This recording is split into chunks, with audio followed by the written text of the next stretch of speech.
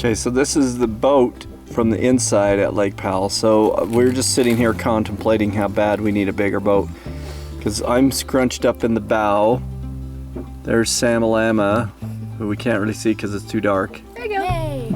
Shine the light on her. I am. Well, turn off that cabin light maybe.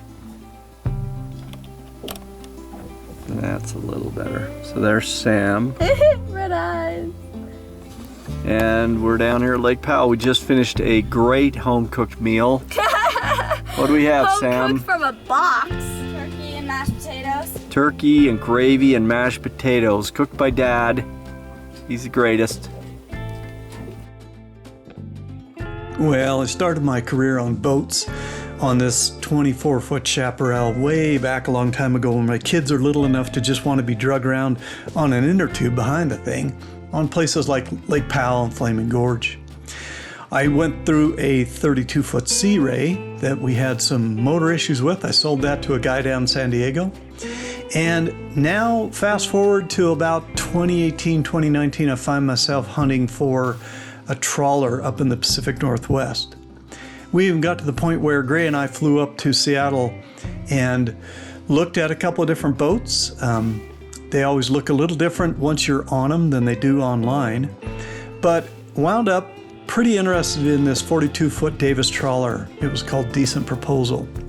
I actually put money down on this boat and got to the point where we were ready to haul it out and have a survey done.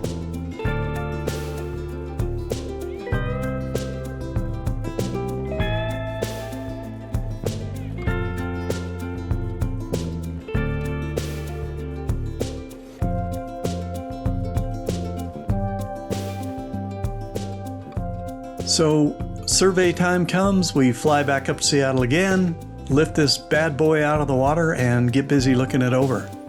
As it turns out, there were some issues with the engines that just really kind of made me a little hesitant to buy this boat. We wound up withdrawing our offer and going back to the drawing board looking for other boats, and then the pandemic hit.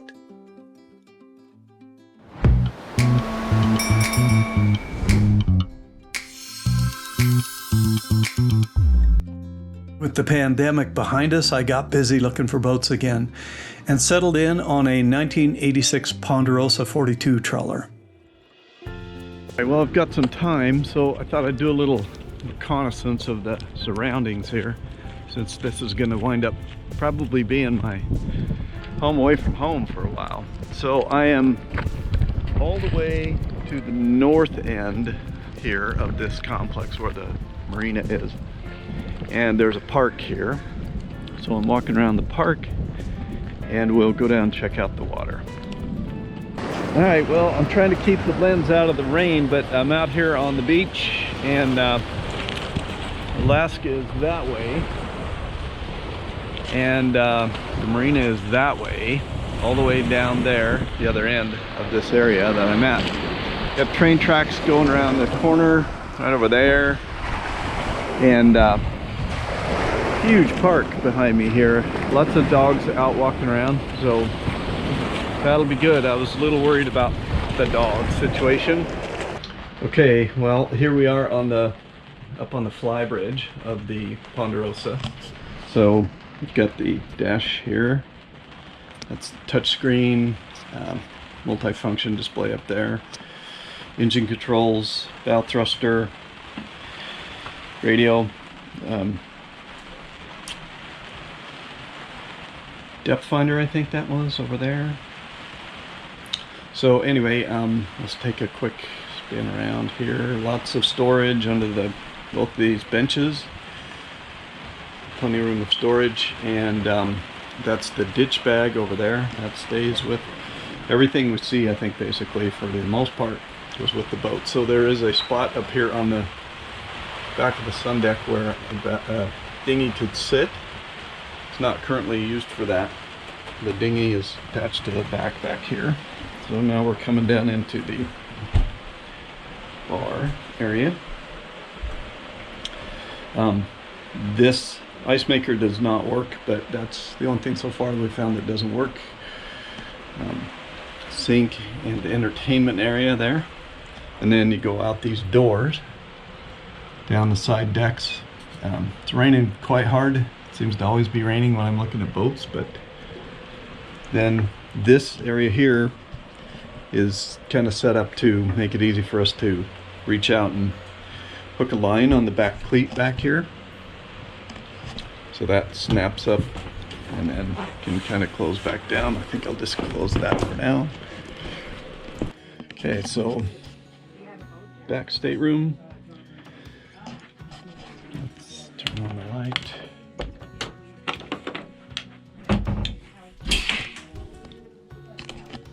Shower.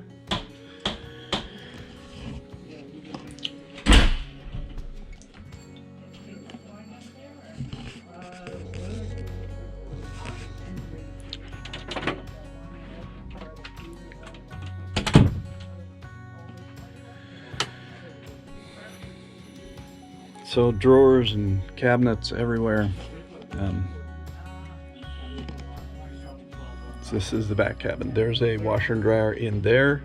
The washer part doesn't work, but you can't use it here anyway in the marina.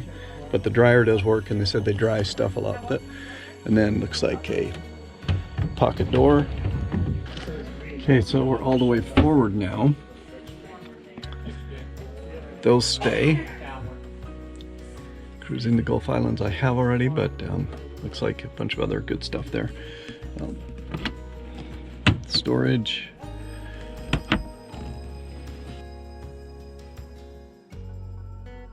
All right, well, in the interest of keeping the folks off of the video who didn't really want to be filmed while I poked around and looked in all the cupboards and felt all the mattresses and so forth, I kind of finished up my internal review of the boat, looked it all over real well while the surveyor was doing his thing. And he seemed to be doing a pretty good job of poking and prodding and looking everywhere. Now, this was an in-water survey just due to the weather conditions at the time. But the owner did have the boat every 6 months. He has divers clean the bottom and take pictures of it. And so we did have some pictures and their report of the condition of the underside of the boat. So I didn't feel too bad about not getting her out of the water. So next thing we do is finish up the survey, fly back to Salt Lake, and wait a little while. A few days, should be not more than a few days for the surveyor to get his results over to me, and then we figure out where we go from there.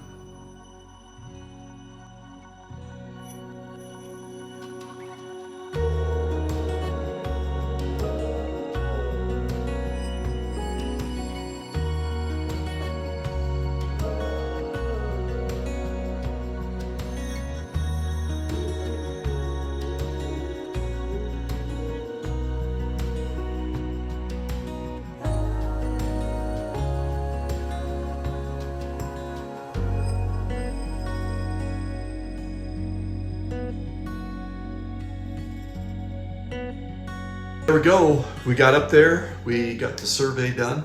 I'm back in Salt Lake now. I have the survey in my hands. And I'll just read you what the surveyor wrote as his kind of ending paragraph summarizing the boat. He said, "This vessel has been well maintained by her owners and is considered to be in excellent condition." He bolded and quoted excellent, so that's good, I guess. Interior finish is professionally done in teak. Electronics inventory is complete, serviceable, and duplicate, meaning there's like a backup radio and a backup depth finder and so forth. The main machinery has 75% of its usable life remaining before overhaul per manufacturer's recommendations. So, yay, good, a good survey result, really good survey result as a matter of fact. In fact, as the surveyor was looking at several of the systems, one of the things he pulled underneath the helm, there's the cabinet that you open up that get to all the wiring. And he said, "Now that's what I like to see. Everything's straight and clean and labeled," and like, good, good. That's good to hear. So we're doing this. So where we're at right now is I'm a couple of days from my next trip to Seattle, but I have wired the money off and signed all my side of the paperwork.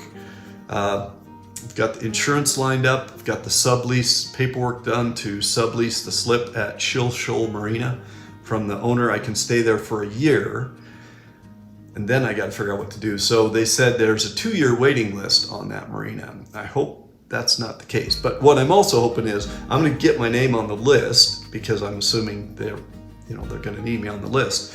But then I'm hoping when the year is up, when they understand that, hey, I'm the one who would be freeing up a slip if I leave, can I just keep renting the slip I'm in?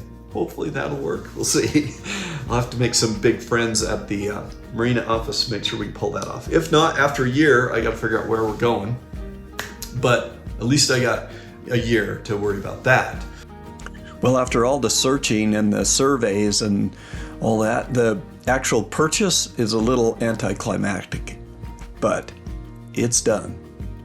The next chapter of my boating life can now begin to be written, and before long, I do hope to be backing this girl out of her slip and heading to Alaska.